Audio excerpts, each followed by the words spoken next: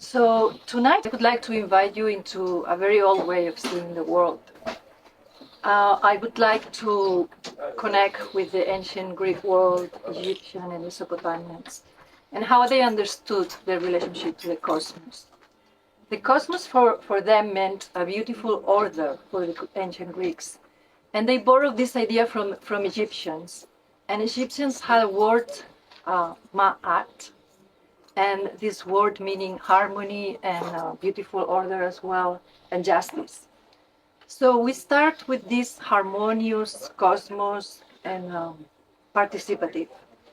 And that's what I really want to focus on this night, how to approach dream work and astrology in a participatory way, going back to our ancients.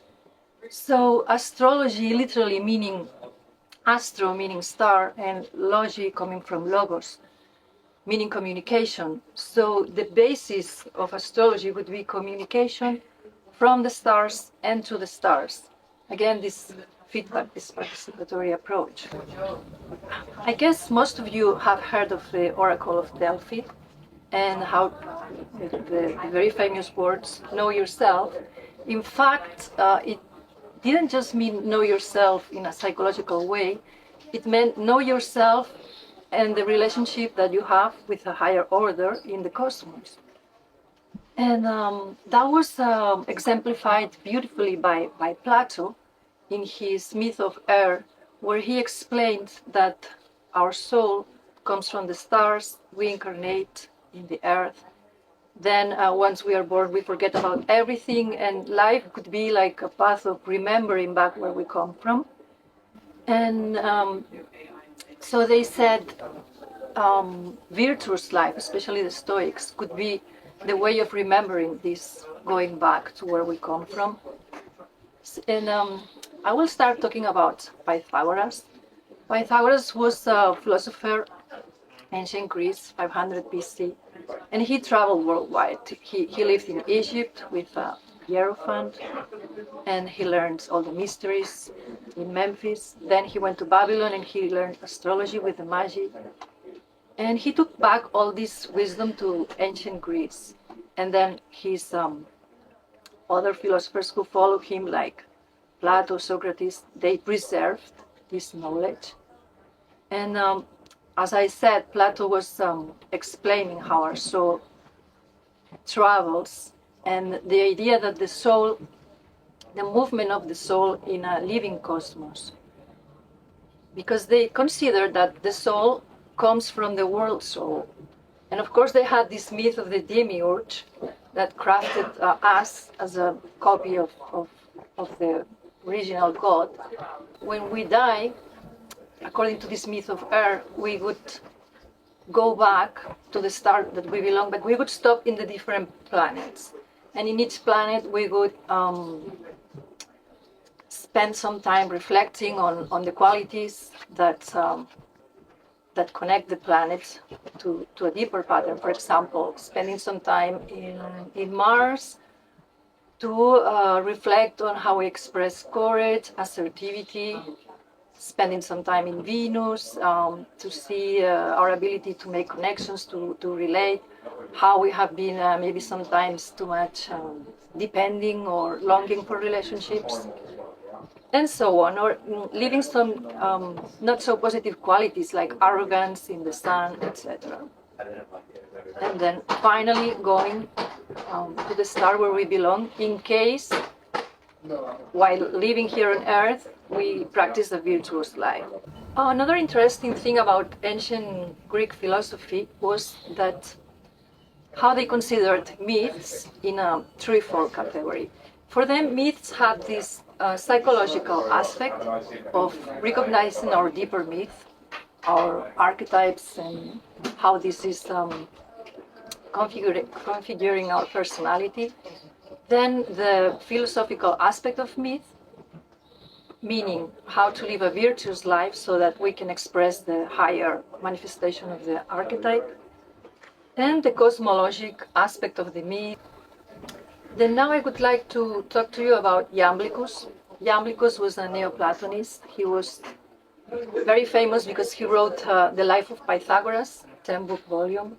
And he also wrote on the mysteries. And I want to pay attention to this philosopher because he's been the first person in history that addressed the relationship with the gods, with the stars, in an embodied way. So normally, starting with Plotinus, there was a separation of the soul and the body. Our soul was pure and connected to the stars, up, and then the body down here, expressing some evil circumstances of others. And Iamblichus said the contrary. He said that we can connect to the gods through our body, through our senses. He said through aesthesis, so through living the senses, the body's quite knowing, we can identify with these gods. But of course, to be able to do that, he said we have to purify our body. But in fact, he recognized the body would be a vessel through virtuous life to connect with these gods. So that's interesting because it's the first one who, in fact, recognized that. And we had to wait till the 20th century with Jung again to express again this concept of embodying spirituality. Iamblichus created what he called theurgy, coming from theos, gods, and orgy, working. So working with the gods, working with them, and through what? Through imagination, through symbols like stones, animals, plants, geometrical forms. And he also mentioned something that now is becoming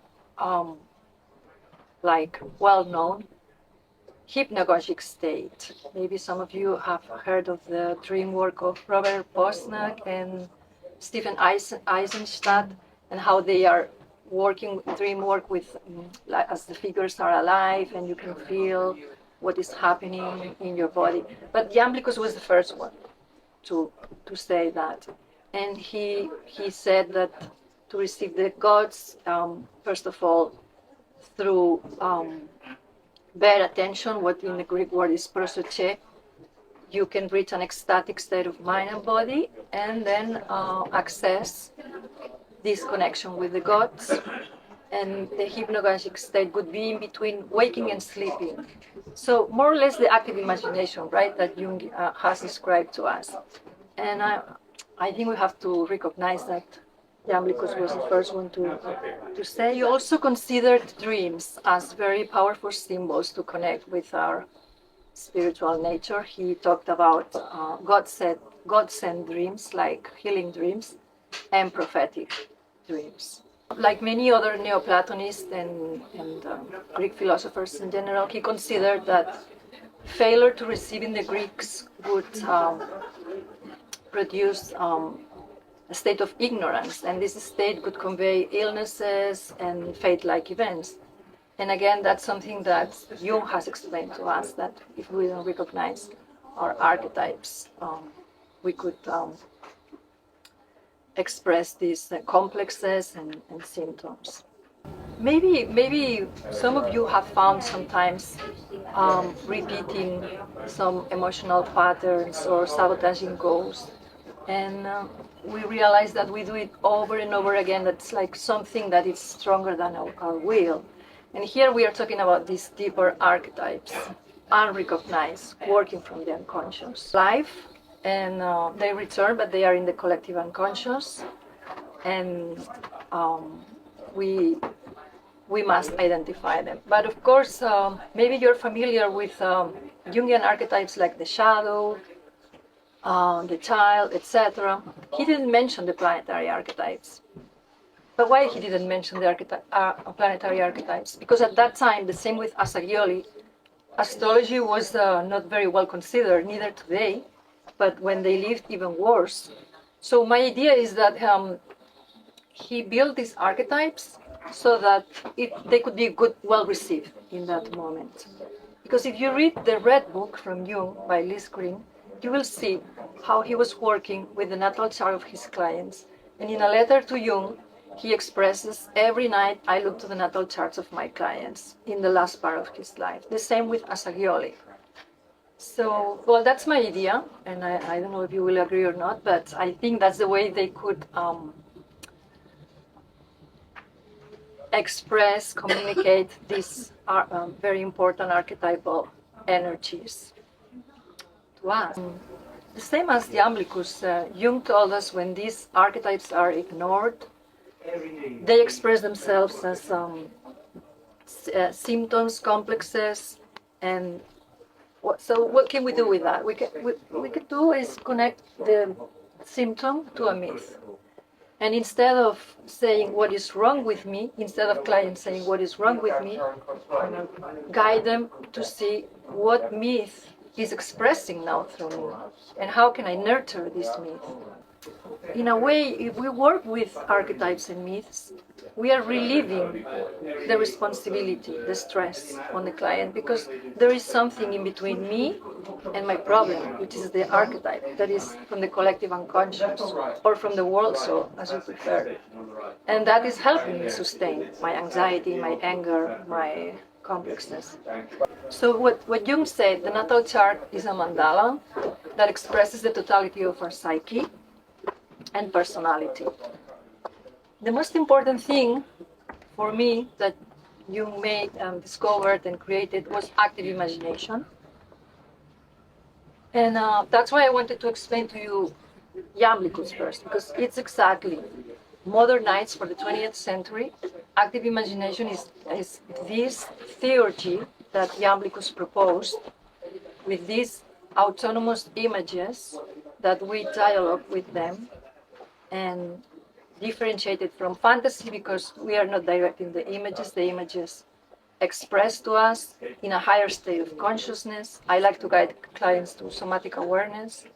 Particularly, I have learned from Jevon D'Angeli, my teacher in Aleph Trust. His open awareness and really works very well. And in this expanded state of mind and body, we access the quiet knowing of the body. And as a therapist or as a coach, we can also practice what's called resonance, working through resonance. I think it's Anderson from Palo Alto who has written about that.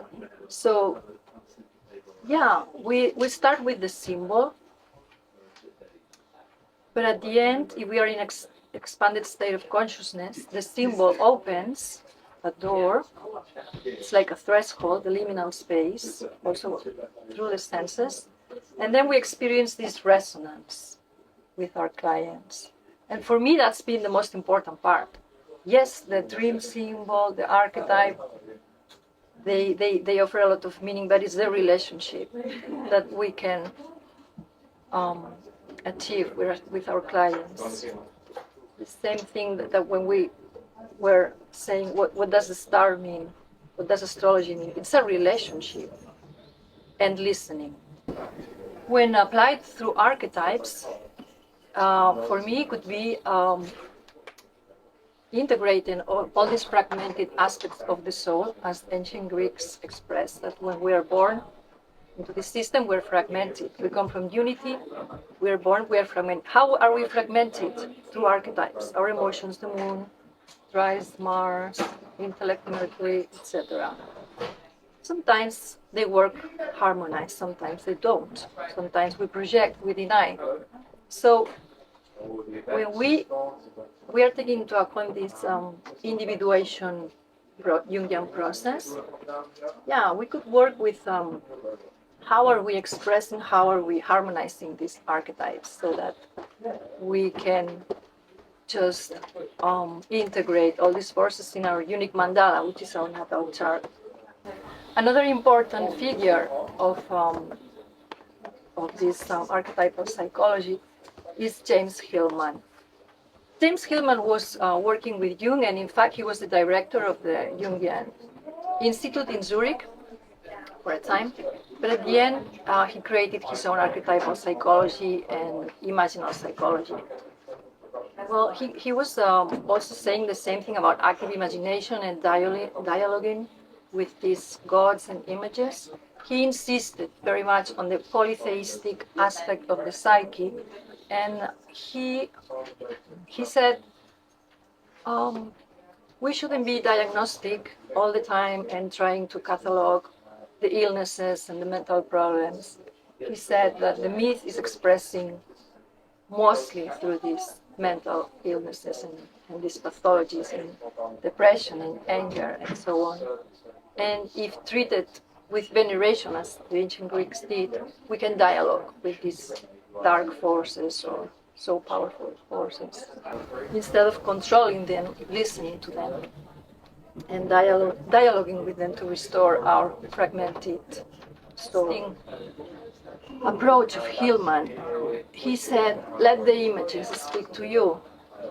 And especially when working with dreams, he advises dialogue with your dreams, maybe paint them, and then let these images speak to you. Don't try to analyze them. Jung approached dreams in a twofold way. First of all, he said free association of the dream image, and then active imagination. But there is a rational side also in trying to associate what does this symbol mean.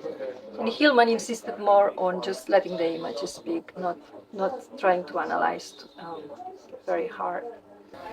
Now, at the core of archetypal coaching is symbol, and what does the symbol mean? In ancient Greece, they broke a ceramic into pieces, and they gave one piece to a messenger.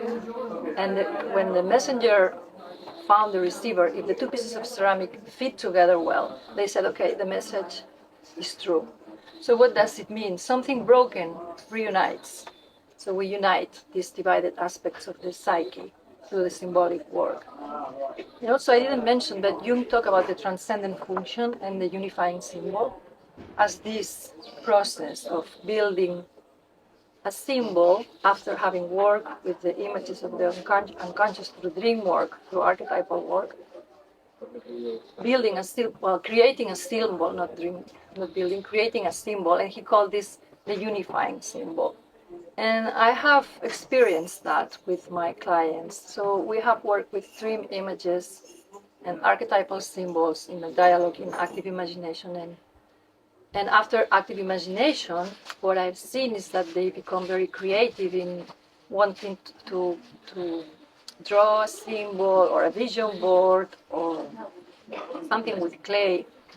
One of my clients, she decided to build a bowl of clay and burn some incense inside, because we were working with a dream where she saw these very big stones falling from the ceiling, and then there was like an ancient wise man protecting her. And then we connected this archetype and the heavy stones with Saturn, because Saturn is connected with this heaviness. And she said, okay, this because at the time she was very overwhelmed with her master's studies and her private life, and she felt there was no place for her creativity. So we connected the need for creativity and freedom of how to learn, etc., with Uranus and the myth of Prometheus. And her dream, we connected it with Saturn. And we did some active imagination between the dream figures and Uranus and Saturn. And after that exercise, she built this container and she decided to burn some incense inside. And she named centered freedom to this unifying symbol. And what happens sometimes when you work this way, inner shifts mirror in outer events, so synchronicities happens. And it was her son's birthday, and he brought her a present, and he had built another container for her mom. And she this time she could see that the symbol was appearing in her life. Another word important is synergy. It's creating synergies towards psychology and dream work. And why I chose this word, synergy comes from syn, together, and energy working. So it's working together, cooperation. Cooperation of what? Cooperation of symbols, cooperation of conscious intention with unconscious wisdom. Why is it that archetypes are so interesting for coaches, for therapists? Especially for coaches, I myself work as an archetypal coach. I started working as a counselor, but I realized that clients were not feeling very. We could work with the archetypes as open-ended potentials and resources. We can. So first of all, the client brings a problem. He expresses the trigger. We can connect it with the archetype that we feel is connected. We can connect it maybe with the dream symbol, and then we ask open-ended questions like, it seems like you are expressing your moon through this overwhelming reaction that you have right now, and how do you think you could nurture your moon? And then we will look at the moon, if it's in earth, how you can nurture this moon with a physical nourishment, if it's in water, through expressing emotions, etc. But it's like we are offering this mythological catalog, and we are asking open-ended questions so that they can choose from these possibilities. We're going to see what's this moon in this sign offering you, and then how you can shift from overwhelming to nurturing. With Mars, how you can shift from aggressivity to assertivity or goal-oriented. We don't really need to study a lot of astrology. We need to know the basics. Some people ask me, do I really need to study to be like 5, 6? No, it's like there are many books on the market, very, very good books on the market where you can consult the basics of the planets and the myths. You can work through that. Of course, if you learn astrology, even better. How am I expressing the myth, and how can I nurture it? In ancient Greece, they personified the myth. They had their altars, they had the statues, they went to Eleusis and went through all this birth and rebirth. So they personified it. We cannot do that today. They also, through theater, they had this plays that lasted for hours and hours, and through just watching the actors and how they were living the myths, there was like a catharsis, right? But we have the active imagination, and we have the dream work through embodied hypnagogic state. The archetypal coaching, how I work with this method. First, we listen to the person's concern and identify the trigger. We connect the trigger to an archetype and to a dream symbol. The first dream symbols that clients bring are very important. That's what I've seen. The first one, they give a lot of information. The first one they present to the coach or the therapist. So let's say I have a client and she brought me a dream about a very old vegetable, root vegetable. And she was expressing her trigger was lack of self-esteem. So we connected with this trigger, the dream. And then we connected the archetype of Venus, because Venus is connected to self-esteem, and also Venus is connected to what brings joy in life. She decided to enroll in a writing course, and that was like her way of aligning with a higher expression of Venus. And another client also, she brought me another dream, very interesting, of 3 butterflies fluttering. And they reminded her of 3 moments in her childhood, very important. And we connected the butterflies to the moon because it was when she was very young, and in active imagination she felt the butterflies caressing her skin. So it's the experience. The meaning is through the experience, through the senses, as Jamblikus said, in an aesthetic form. I decided to paint the butterflies, and after she decided to build one in paper, and that worked like a unifying symbol where she could anchor this aesthetic experience of the butterflies caressing her. And for her, she said, for me, that was like recollecting the fragmented pieces of my childhood and harmonizing them, right? So this thing of creating symbols is powerful. Very important that if we work this way through symbols, through the liminal space, through somatic awareness, engaging with emotions, with the imaginal, we can produce these shifts and life response through synchronicities. A dream image might appear in our waking life, symbols repeat. And now I would like to show you how I was working with my own dream images. When I started to study Hillman, I wanted to experience with what he said. So I just built like this mandala of dream images, trying to make some sense. And there were many actors and dancers and theater actors and trained. There was a lot of movement. Actors for me meant you need to express yourself. And I had several dreams with a bird inside of a jar. So yeah, the birds like wanted to fly, to express, and it was in a jar. And so I decided I wanted to draw an archetype to harmonize all these images. And I wrote a tarot archetype, the Temperance, because of the alchemical practice, that she's pouring water from one glass to another. And for me, that meant from the unconscious to the conscious. And I did that after active imagination, writing.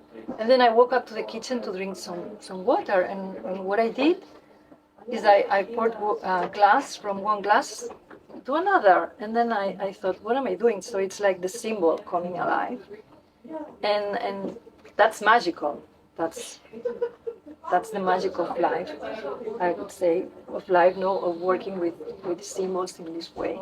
I'd like to close with the reflection that we live in a time that we are a bit directed or pressed to analyze, control, and master ourselves. But this is not the way that the soul awakens. The soul awakens through relationship with something bigger and through listening to what is wanting to manifest. The creativity, for me, the way I have experience with my clients and myself could be the language of the gods. Because when we are creating and when we are uniting these symbols, something really magical can happen. And then there is this alchemical process, feeling and understanding. Thank you very much. Okay.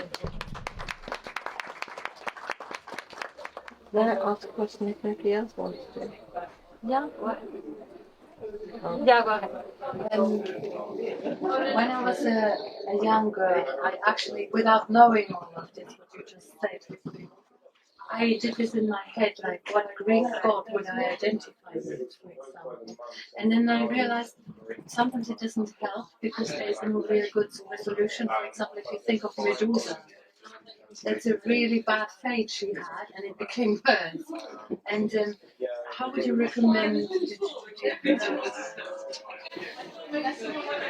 Yeah, okay, you're right. There are some myths that are really heavy, but it depends on the author who is writing about the myths. I have looked into very good books that they've always looked for the, I wouldn't say just positive, but the transformative aspect of the myths. Like Persephone, for example. Persephone, yeah, she went to the underworld, but what happened? She transformed, and when she came up, she was wiser woman with Psyche. She also had a lot of struggles in her life, Psyche, and suffered a lot of persecution. But these myths where they suffer a lot, there is a transformation of the emotions, and the person becomes wiser. in general. The myth of Medusa, of course, is quite horrible. But if you were identifying yourself with this myth at that time, then there are some questions that must be posed. What part of me is acting like Medusa? What is it that I feel that I need to destroy, and why? And transforming. It's a long time ago, but yeah. Yeah. You know what they're saying. Thank you for your presentation. I'm really sorry. I didn't sleep at all last night, so if I'm out of it, it's nothing to do with you, it's me. I'm really sorry. I'm absorbing it unconsciously, I think. In terms of your awareness of your dreams and lucid dreaming, do you find that perhaps you're more sensitive if the moon is in a water sign, perhaps more intuitive in a fire sign, or anything like that? No, I wouldn't say the sign of the moon has to do with the intuition. No. If you want to talk about astrology, I would say the aspects matter more than the sign, because the planets are nearer, the stars are far away. Of course, yes. So if you have a moon that is in a fire sign or earth sign, but it's strongly connected to Neptune or to Uranus, the connections of the moon are, but any planet can be intuitive, because the moon's intuition will be through emotions and body feelings. Mercury's intuition will be like analytical flashes, and Mars to action. So I wouldn't limit the intuition to one planet. I've actually Why did you decide on the cover of your book with Athena and Poseidon? Yeah, I decided this because that's Athena representing the wisdom and the rational knowledge. She was the goddess that was protecting Athens. And wisdom, Poseidon, he's the god of the sea, of the intuitive world, the dreams. And for me, they are dialoguing here. Well, in fact, they were arguing about who's gonna be the boss in Athens. But the image kind of looks like they are dialoguing, and also the ancient Greeks they considered there were two aspects of divination: natural divination and technical divination. Natural divination, they said dreams and omens, like the Babylonian omens, and then they did the Namburbi, these techniques to calm the gods and avoid the negative auguries. So, and then that would be with Poseidon, is natural, and the technical divination was astrology, because astrology is just about rational interpretation, this planet here, blah blah blah. And if we connect the natural divination with technical divination, that's what they did, ancient Greeks. That's what I wanted to express here. Thank you for your question. Yeah.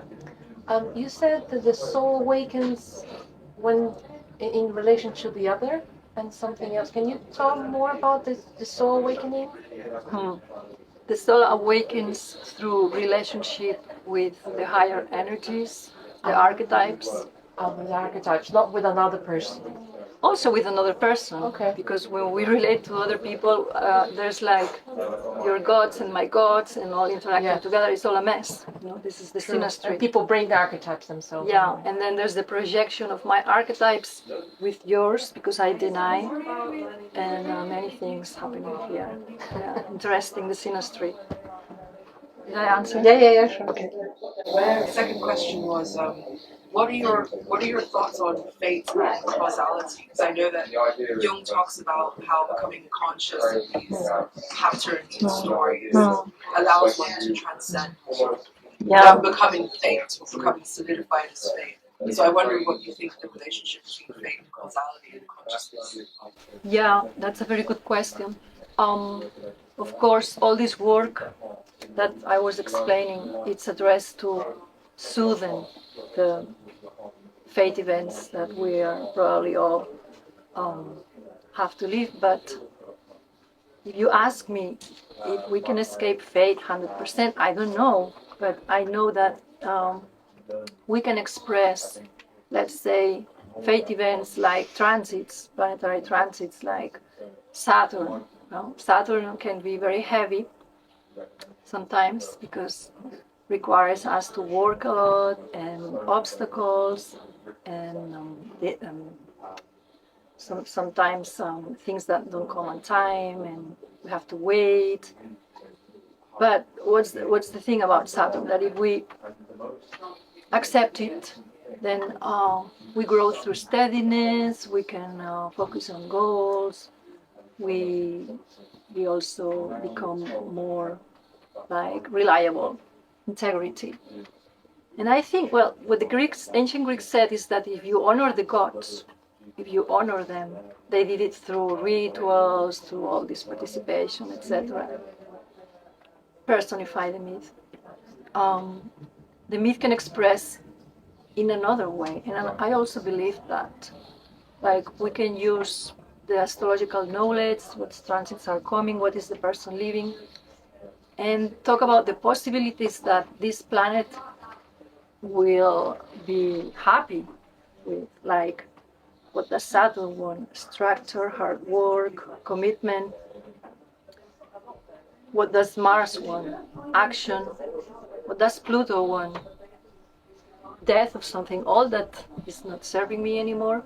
There is a very bad reputation of Pluto, but Pluto also puts you in contact with your power, with your authenticity.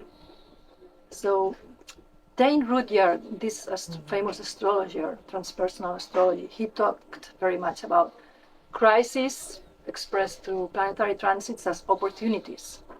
Opportunities to transform and grow. Is it going to avoid all the pain? I don't think so. But if there is meaning in the experience, it's going to be less painful. Also, experiences that repeat and repeat is because we are not paying attention to our lessons, life lessons. And dialoguing with the archetype, listening to what it wants. I have some reflective exercise in my book to work on that. Yeah. But this question is difficult to answer because can we escape our fate? I don't think we can escape our fate totally because I think our soul has incarnated with some lessons to learn. But we can pay this reverence to the gods. We can ask, what do I have to do? How can I express this myth in a healthy way? Because most forms, in all forms of therapy, you have to come into contact with resistance in nature. Yeah. So, how have you found the best way to approach resistance in the work that you do? You're not ready to come face to face with something. More specifically, as an example, I work with some patients that have narcissistic personality disorder. So you could say the myth of narcissism and the form that it's malignant self-love. Yeah. I would be so curious to hear your experience with that. Well, that's a very good question. Thanks. And James Hillman, he talked a lot about this myth of Narcissus. And then, he expressed how this Narcissus, he was so in love with his image in the water that he got wasted, right? So maybe just informing about the myth that how can you really be lost in yourself if you're just looking at, and that happens a lot today, right? With Instagram, Facebook, LinkedIn, the likes and all that. We are all very much put into this myth as a society. But very good for your client that he's asking for your help. That means he, between brackets, his narcissism is starting to try to transform into something else. But yeah, sometimes the only way that I have found that I know what I can tell to the client or not is when I do the somatic awareness meditation with them. Then you work through resonance with this client, and you know then what's good to say. What, and the good thing is that you can always make questions like, how do you express this myth? How do you think you can nurture this myth? How do you think you can transform the myth into another myth? Because there are several myths in the chart. So Narcissus, what planet could we connect Narcissus? Probably the Sun, Jupiter, Venus, and then balancing. And the good thing about the planets is that they work in these oppositions, in these polarities. So all the planets can be expressed in positive and negative ways. So the psyche can move. Like Jung explained that the psyche is very like fluid. It can move, right? Round of applause, please. Thank you.